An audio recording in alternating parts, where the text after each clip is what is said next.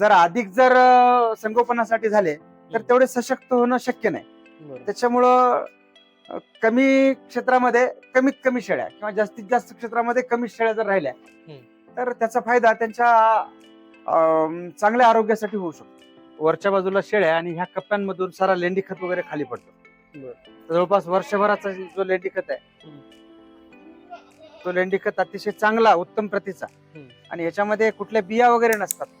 ह्या लेंडी खतामध्ये ज्या काही शेळ्या मुख्यत्वे काट्याचे म्हणजे चाऱ्याचं सेवन करतात आणि बंदिस्त शेळी पालनामध्ये तशा काटेरी वनस्पतीचा आहार त्यांना दिला जात नसल्यामुळं ह्या लेंडी खतामध्ये काटेरी बिया नसतात. त्याच्यामुळं मुख्य मोकळ्या शेळ्यांपेक्षाही हा लेंडी खत अतिशय चांगल्या दर्जाचा आणि उत्तम प्रतीचा. जे चंबा गुड्डी म्हणला ना मी, तो हिमालयाकडे ह्या शेळ्या आढळतात. हा एक. नमस्कार शेतकरी मित्रांनो, कृषी विकास या युट्यूब चॅनल मध्ये आपल्या सर्वांचं स्वागत आहे. मित्रांनो, आपण आपल्या चॅनल मध्ये जे शेतीमध्ये नवनवीन शेतकरी प्रयोग करत आहेत, शेतीला एक जोडधंदा म्हणून एक शेळी पालन असेल, दूध व्यवसाय असेल, कुक्कुटपालन असेल, असे नवनवीन जे शेतकरी प्रयोग करतात त्यांची आपण मुलाखत आपण आपल्या चॅनलच्या माध्यमातून घेत असतो.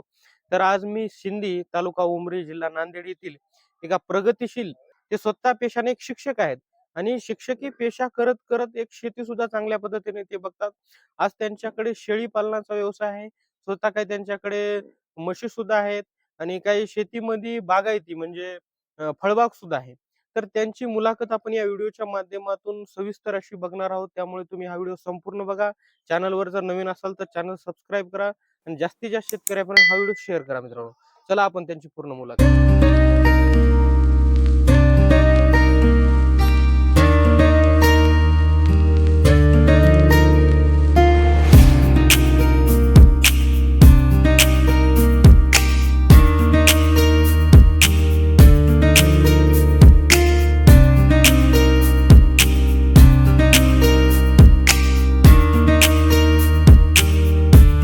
नमस्कार सर.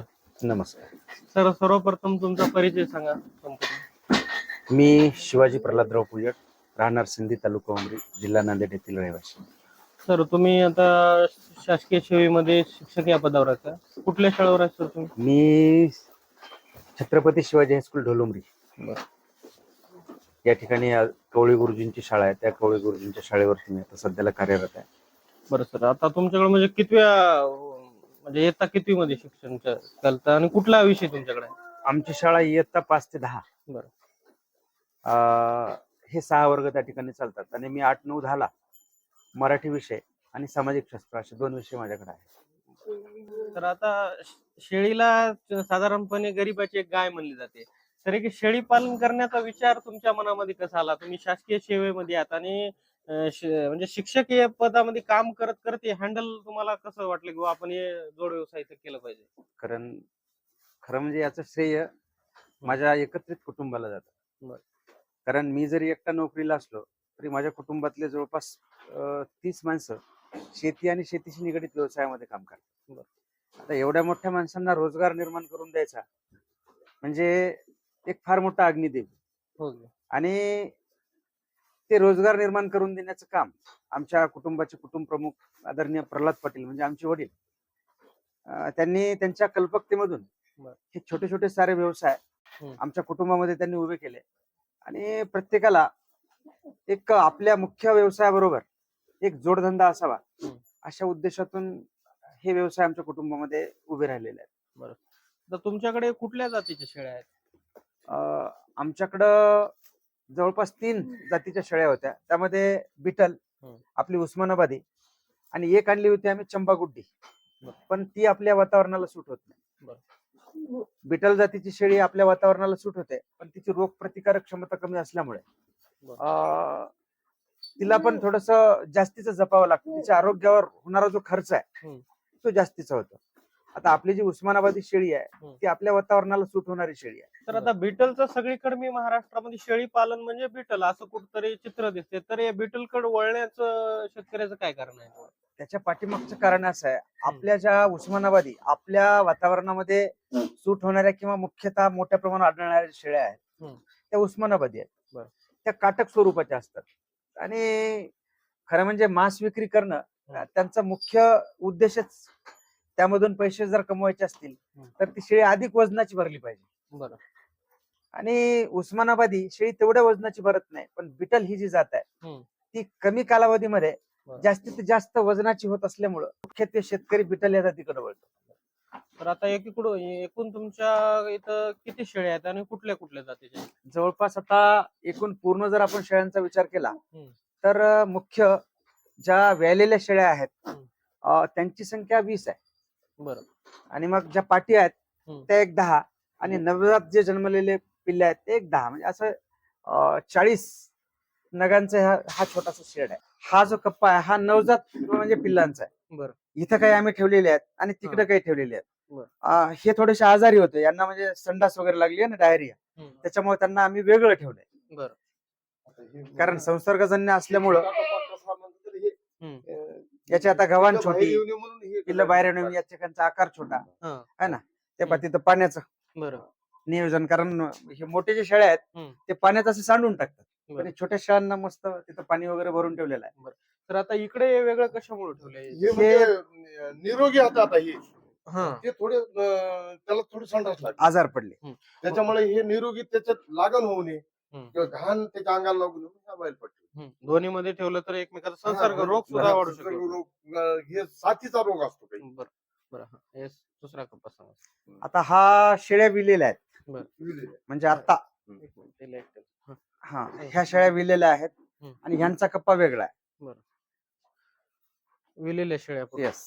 याच्यामध्ये कारण एका जवळपास कप्प्यामध्ये 5 ते 6 शेळ्याच आपण ठेवू शकतो, कारण त्याच्यापेक्षा अधिक जर ठेवल्या तर हे चारा खाण्यासाठी त्यांना जे काही कंपार्टमेंट आपण उपलब्ध केलंय ते कमी पडू शकतात, म्हणून. बरं सर, आता हे म्हणजे जागा किती आहे याच्यामध्ये सोडलेली? जवळपास आता ही जागा 10 बाय 10 ची आहे. असं 12 फूट आहे आणि अशी 10 फूट. म्हणजे एका कप्प्यामध्ये तुम्ही 10 बाय 10 ची जागा ठेवल्या? हो, एका कप्प्यामध्ये 10 बाय 10 चे असे कप्पे बनवलेले आहेत. सगळे 10 बाय 10 चे कप्पे? हो, 10 बाय 10 चे कप्पे आहेत. बरं, ठीक आहे सर. एक कप्पा कुठला आहे सांग? हा कप्पा गाभण शेळ्यांचा आहे. बरं, गाभण शेळ्यांचा कप्पा. हो. बरं, आता किती महिन्याच्या गाभण? आता ह्या जवळपास 2-3 महिन्याच्या, म्हणजे यांचं दूध संपलंय आणि ह्या गाभण आहेत आता अशा शेळ्या. आता हे कप्पे केल्यानंतर तर सर यांना काही वेगळा चारा वगैरे असं? नाही, सेम. बरं. त्याच्यामध्ये कुठलं काही वेगळेपण असं नाही, समांतरच चारा.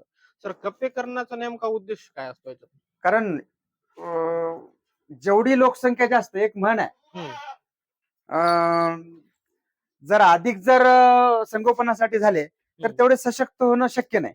त्याच्यामुळं कमी क्षेत्रामध्ये कमीत कमी शेळ्या किंवा जास्तीत जास्त क्षेत्रामध्ये कमी शेळ्या जर राहिल्या तर त्याचा फायदा त्यांच्या चांगल्या आरोग्यासाठी होऊ शकतो. हे कुठला आहे सर? आता हा म्हणजे गाभा जाणाऱ्या शेळ्यांचा कप्पा, एक बोकड आहे मध्ये मोठं है ना, आणि ह्या गाभा जाणाऱ्या शेळ्या. गाभा जाणार याच्यामध्ये आता बोकड तुम्ही ठेवले? हा, बोकड ठेवलाय, म्हणजे त्या माझावर लवकर याव्यात ह्याच्यासाठी त्यांना ह्यामध्ये या कप्प्यात आम्ही सोडून देतो. आणि सर, क्रॉसिंग करताना म्हणजे तुमची आता हे सोडल्यानंतर ते ऑटोमॅटिक?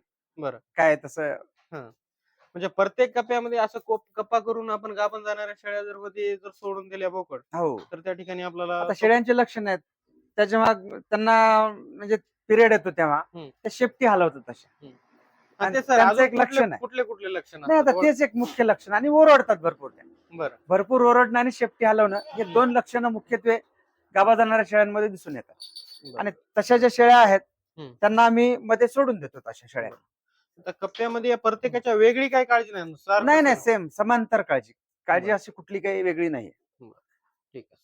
समोरचा कुठला कप्पा? हा कुठला कप्पा? याच्यात हा आता सारे म्हणजे काही शेळ्या आहेत, आता त्यांच्या प्रवृत्तीनुसार काही शेळ्या डिवक्या असतात, काही मारक्या असतात, त्यांना थोडस वेगळं ठेवावं लागतं है ना. आता याच्यामध्ये सारे गावा जाण्यासाठी जे पाठरे वगैरे आहेत, एक 4-5 महिन्याचा 6 महिन्यापर्यंत सारे ह्या कप्प्यामध्ये आम्ही ठेवलेलं आहे. त्याच्यामध्ये थोडं जास्त म्हणजे जास्त शेळ्या दिसत असतात. हा, जास्त म्हणजे आता याच्यात बछडे जनरल प्रमाण आहे. बस. बरं, ठीक आहे. तर आता प्रत्येक कप्पा तुम्ही 10 बाय 10 चा 10 बाय 10 चा बनवलेला. 10 बाय 10 मध्ये किती शेळ्या राहू शकतात एका याच्यात? एक 6 ते 7. त्याच्यामध्ये कुठल्या जाती जास्त? याच्यामध्ये बिटल, आणि आपली जी मुख्य उस्मानाबादी शेळी आहे हम्म. त्यापासून क्रॉसबीट झालेल्या शेळ्या आमच्या शेडमध्ये पाहायला मिळतात. आता क्रॉस करण्याचा सर नेमकं काय फायदा वाटला तुम्हाला अशा पद्धतीचा? कारण आपल्या उस्मानाबादी शेळीची रोगप्रतिकारक क्षमता जास्त आहे बरं. आणि बिटल शेळी वजनानं जास्त होते. हम्म. आणि ह्या दोन्हीचं जर क्रॉसबीट केलं हम्म. तर निश्चित शेळी वजनाने जास्त झाली आणि तिची रोगप्रतिकारक क्षमताही वाढली. म्हणजे शेतकऱ्याला जर करायचं असलं तर उस्मानाबादी प्लस बिटल असं क्रॉस चांगलं राहील का त्या ठिकाणी? नक्कीच बरं. आमच्या अनुभवावरून तरी नक्कीच ते चांगलं राहील. तर आता शेळी पालन व्यवसाय करताना महत्वाचा मुद्दा येतो की आता हे सुरुवातीला शेळ्या कुठून खरेदी करायच्या? तुम्ही कुठून शेळ्या आणल्या होत्या? आता आमचे छोटे बंधू विठ्ठल पाटील आहेत आणि ते थोडस फिरतात. बरं. ते आमच्या कुटुंबाचे कारभारी आहेत आणि आमच्याकडे पूर्वी बंदिस्त नाही मोकळ्या शेळ्या चारण्याचं एक फार मोठं युनिट होतं आणि ते काम आमचे शेताकडले आम्ही त्याला कृषी मंत्री म्हणतो आमचे छोटे काका ज्ञानोबा पाटील करायचे. एकूण सर किती परिवारामध्ये किती सदस्य आहेत? जवळपास आमच्या परिवारामध्ये 35 बरं. सदस्यांचं हे मोठं कुटुंब आहे. बरं. आणि शेती किती आहे सर एकूण एवढ्या आता कुटुंबात? शेती जवळपास 40 एकरच्या वर आहे. बरं. ती पूर्ण जवळपास इरिगेटेड झालेली. मग तुम्ही याच्यामध्ये सगळ्याला जास्तीला काम त्या ठिकाणी लावून दिलेलं आहे. हो. तर आता म्हणजे तुमचा अगोदर चरायचं जे मुक्त जे आपल्या पारंपरिक आहे ते शेळ्या होत्या का अगोदर? हो. मग त्याचं रूपांतर तुम्ही याच्यामध्ये केलं? नाही नाही मध्ये पूर्ण बंद केलं आणि चारायला राहणं नव्हते. कारण आता शेतीचं क्षेत्र कमी झालेलं आहे. मोकळे पडी क्षेत्र कमी झालेलं आहे. त्याच्यामुळं कुणाच्या शेताला शेळ्या घेऊन जाणं ते आपल्यासारख्या कुटुंबाला योग्य वाटत नाही. हो. आणि शेती जर चांगली पिकवायची असेल शाश्वतता तिची वाढवायची असेल तर तिला मोठ्या प्रमाणावर शेणखत म्हणजे सेंद्रिय खताची अतिशय गरज आहे. बरं. आणि ती गरज भागवण्यासाठी आमचे जुने पूर्वापार चालत आलेले जनावर पण आहेत 30-40 आणि ह्या शेळ्या अशा दोन्हीच्या शेणखतासाठी आम्ही हे सर्व ठेवत असतो. वर सर असलेलं सगळं लेंडी खत तुमचं आता खाली येते का? हो. वरच्या बाजूला शेळ्या आणि ह्या कप्प्यांमधून सारा लेंडी खत वगैरे खाली पडतो. जवळपास वर्षभराचा जो लेंडी खत आहे. बरं सर. आणि कलेक्ट म्हणजे जमा करायची काही वगैरे टेन्शन नाही काहीच नाही ऑटोमॅटिक त्याला नुसता असं झाडू मारला वरून का सारा वरचा जो लेंडीचा घनकचरा आहे तो खाली गळून जातो. सर अनेक लोक आता काय करतात वर म्हणजे शेळ्या आणि खाली कोंबडे वगैरे ठेवतात. तर ते नेमकं तुम्ही नाही कशामुळे ते केलं? स्वच्छतेचा प्रश्न फार बिकट आहे. कारण माझ्या हिशोबानं तरी किमान तो व्यवसाय यशस्वी होणं तेवढं हे नाही. कारण ज्या ठिकाणी तलाव वगैरे आपण मत्स्य तलाव करतो ना त्याच्यावर जर असा शेड मारून त्याच्यावर जर कुक्कुटपालनाचा व्यवसाय केला तर तो यशस्वी होऊ शकतो. म्हणजे सर शेळ्या वर असतात खाली असतात की वर असतात? प्रत्येक ते 2 कप्पेमध्ये करतात ते कोंबडी खाली असतात का? शेळ्यावर आणि कोंबडी खाली? कोंबडी खाली. मग आता हे जे खाली पडते त्यांच्यावर प्रॉब्लेम येते ना असं राहिले? त्याच्यामुळे शक्यतो तलाव असल्यामुळे कसं शक्य होते सर आता हे करणं? कारण ते सारं जे खत वगैरे आहे ते आतमध्ये जाणार मासळ्या वगैरे खाणार. म्हणजे करायचं असलं तर- मत्स्यपालनासाठी वर कुक्कुटपालन आणि खाली मत्स्यपालन अशा पद्धतीचा बिझनेस आपण करू शकतो. पण शेळी पालन आणि शेळी पालन आणि कुक्कुटपालन हे खालीवर होणं म्हणजे खूप अवघड आहे. ठीक आहे सर. आता हे उंची काय ठेवल्या तुम्ही? जवळपास आता ही 6.5 फुटाची उंची ठेवलेली आहे. खालची 7च फूट आहे. आता इथं शेळी खत साचल्यामुळे जवळपास 1-1.5 फुटाचं लेअर या ठिकाणी खताचा साचलेला आहे. बरं. जवळपास 8 फूट आहे मुख्य याच्यापासून 8 फूट उंचीचा हा लेअर आहे. आणि टोटल उंची किती आहे सर शेडची? शेडची उंची वर 10 एकूण 18 फुटाची उंची आहे. बांधकाम करताना सर कशा पद्धतीने त्याचे पिलर वगैरे करून? खाली आता फाउंडेशन घेतले पिलर मारलेत. म्हणजे इन फ्युचर जरी हे जे स्ट्रक्चर आहे ते उद्याला दुसऱ्याही कामाला येईल अशा पद्धतीने हे स्ट्रक्चर आम्ही उभं केलेलं आहे. सर आता मोकळ्यामध्ये आणि बंदिस्त मध्ये करण्याचा नेमका फायदा काय असतो शेळी पालनामध्ये? मोकळ्या ज्या शेळ्या असतात त्यांना इथं जे बंदिस्तला जे चारा वगैरे लागतो तो लागत नाही. पण माणूस लागते मोठ्या प्रमाणावर चराऊ क्षेत्र लागते आणि चराऊ क्षेत्राचं प्रमाण आता कमी झालेलं आहे. त्याच्यामुळे आता आपल्याला बंदिस्त कारण पण एका बॅरिकेड मध्ये असल्यामुळे कुठेतरी यांचं फिरणं वगैरे काही प्रॉब्लेम तसं नाही कुठलंच काही नाही. कारण शेळ्यांना असं थोडस हार्ड त्यांच्या खुराला पाहिजे ना. त्याच्यामुळं हे पाट्या वगैरे बसलेले आहेत त्याच्यामुळे ते खुरं त्यांचे वाढायचं जे प्रमाण आहे हार्डवर असल्यामुळे ते वाढत नाही. आणि जवळपास आरोग्य खूप सदृढ राहण्यासाठी अशा प्रकारचा हा शेड अतिशय उपयुक्त आहे. तर आता हे शेड उभा करण्यासाठी खर्च किती आला तुम्हाला? जवळपास आम्ही ह्या शेडसाठी 3.5 लाख रुपये इन्व्हेस्ट केलेले आहे. आता सर, या शेळी पालनामध्ये बऱ्याच ठिकाणी बघण्यात येते की 2 मजली करायचं, नेमकं त्याचं काय कारण आहे आता हे पाटी पद्धतीने करून? आता शेळ्यांसाठी स्वच्छता अतिशय महत्वाची आहे. बरं. शेळ्याच नाही, कुठलेही पाळीव प्राणी असो, ओके त्यांच्यासाठी स्वच्छता हा घटक अतिशय महत्वाचा आहे. ओके आता त्यांचं जे पडलेलं मल आहे, मूत्र आहे, ते जर लवकर खाली विसर्जित होऊन गेलं तर त्यांचं आरोग्य सदृढ राहण्यासाठी अतिशय म्हणजे कोरडं हा असलेलं. मदत होते. आणि शेळ्या ह्या कोरड्या जागेवर चांगल्या राहतात. बरं. म्हणजे ओलसरपणा, त्यामुळे निर्माण होणारे विषाणू, हम्म. यांच्यापासून रक्षण होण्यासाठी हा वरचा जो शेड आहे तो अतिशय उपयुक्त ठरतो. आता याच्यातलं सगळं मलमूत्र असेल किंवा लेंडी असेल ते खाली निघून जाते. बस खाली आणि जाऊन त्याच्यामुळे शेळीचं आरोग्य हा चांगलं राहतं. चांगलं राहते नक्की. तर आता या शेळीमध्ये तुम्ही आहाराचं व्यवस्थापन काय करता? याला चाऱ्यामध्ये काय दिलं जाते? आता जनावरांसाठी जो चारा आम्ही वापरतो तोच चारा या ठिकाणी शेळ्यांसाठी सुद्धा वापरतो. बरं. पण फक्त कडबा कुट्टी करून ठेवावी लागते. आता जवळपास आम्ही वर्षभराचं यांना लागणारं जे चारा आहे तो गोळीच्या रूपानं आम्ही तिकडल्या गोडाऊन मध्ये साठवण करून ठेवतो. मग त्याच्यामध्ये आपल्या भुईमुगाचं काड असेल, तुरीची गोळी आहे, सोयाबीनची गोळी आहे, है ना. ओके. त्याच्यानंतर हे सर्व प्रकारचे जे कुटार.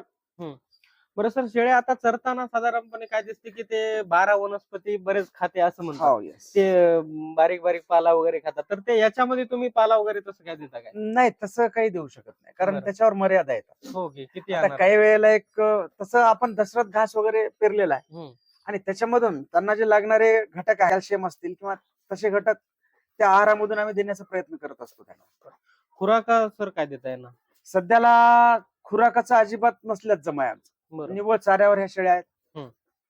है ना. लक्ष देण्यासाठी दोन्ही तिन्ही आमचे बाबा आणि चुलते प्रल्हाद पाटील, बालाजी पाटील आणि ज्ञानभाऊ पाटील हे सतत प्रयत्न करतात.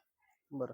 आता याच्यामध्ये पाणी सर तुम्ही जास्त जिथल्या तिथल्या ठिकाणी भरून देता की तुम्ही पाजता पाणी? नाही, पाण्यासाठी ते बॅरिकेड्स केलेले आहेत बघा तिथे. बरं. हा. तिथे टोपले वगैरे ठेवतो आम्ही. बरं.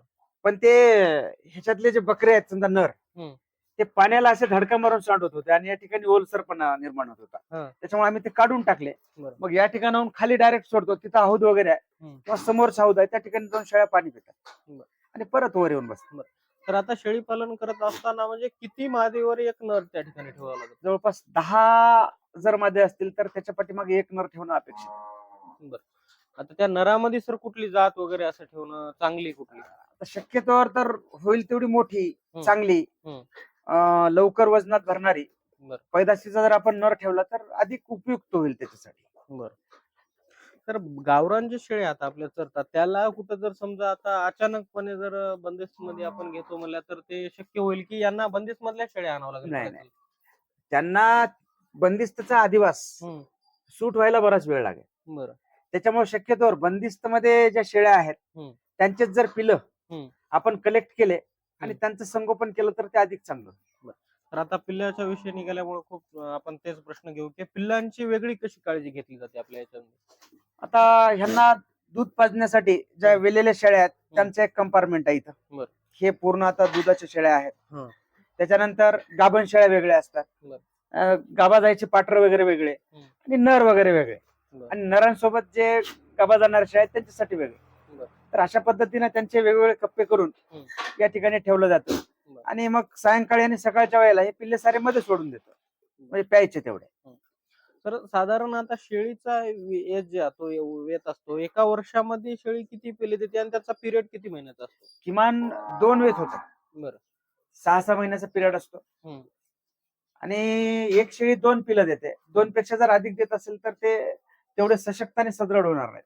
बरं. एका म्हणजे शेळीने एकच जर पिल्लू दिलं तर ते अधिक सशक्त आणि सदृढ होईल. तर आता जुळीचं देण्याचं जे प्रमाण आहे ते आपल्या उस्मानाबादीमध्ये कसं आहे? म्हणजे उस्मानाबादी जुळीचं प्रमाण किती टक्के आहे? जास्त आहे की कमी आहे? जुळ्या पाटरांचं ना, हा भरपूर आहे. जेवढी मोठी शेळी तेवढं जुळ्यांचं प्रमाण आहे. आता याच्यातले एक 10 शेळ्या म्हणजे 10 नग आता विक्रीसाठी या ठिकाणी उपलब्ध आहेत आपल्याकडे, म्हणजे आम्ही यांना विकणार आता. कारण आता हे गाभा गेलेले आहेत, हे बोकडं त्रास देतील ना, त्याच्यामुळे शक्यतोवर आम्ही त्यांना विक्री करून टाकतो. तर म्हणजे 40 शेळ्याचं जर युनिट करायचं असलं तर त्याची लांबी रुंदी किती असली पाहिजे म्हणलं होतं? जवळपास 40 शेळ्यांसाठी 50 बाय 20चा शेड त्यांच्यासाठी सफिशियंट आहे. बरं. आणि त्यांच्या बांधणीसाठी खर्च किती आला होता?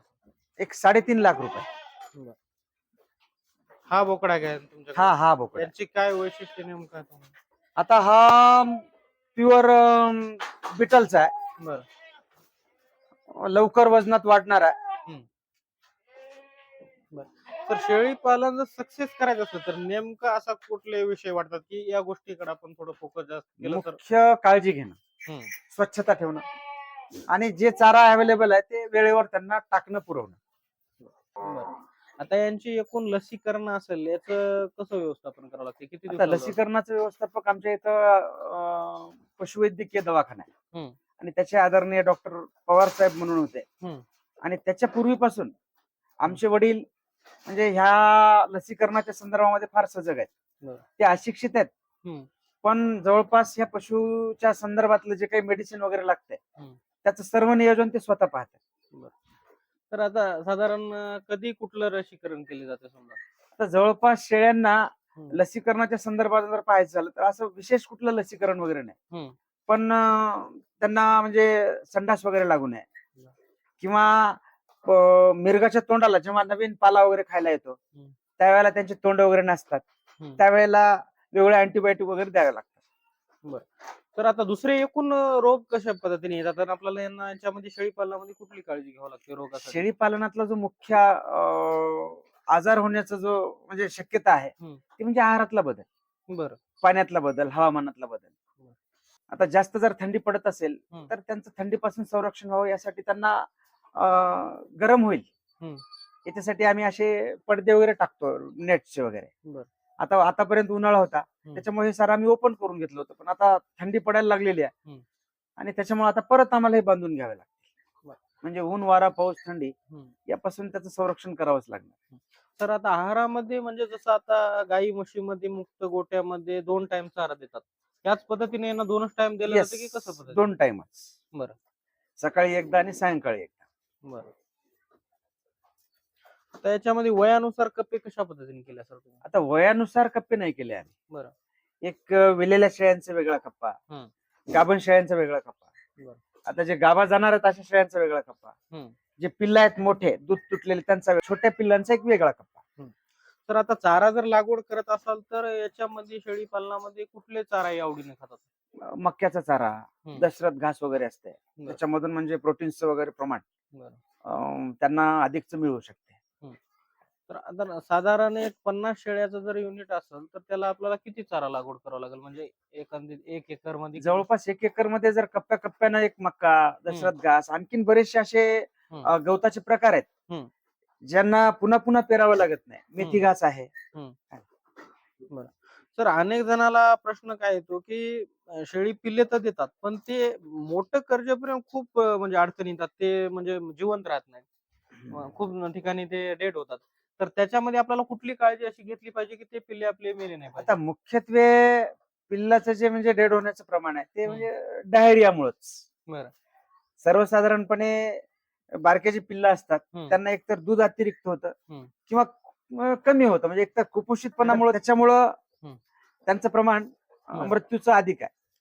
मग त्यांना काय बाजूला ठेवून जन्मल्यानंतर कशी काळजी घेतली जाते? बाजूला काय आता बाजूला जर ठेवून व्यवस्थित त्यांना ऊन, वारा, थंडी, पाऊस यापासून थोडस सुरक्षित ठेवायचं. आता जे मोठ्या शेळ्या असतात ते कदाचित त्यांच्यावर पाय देतात, तुडवतात, त्याच्यापासून संरक्षण व्हावं.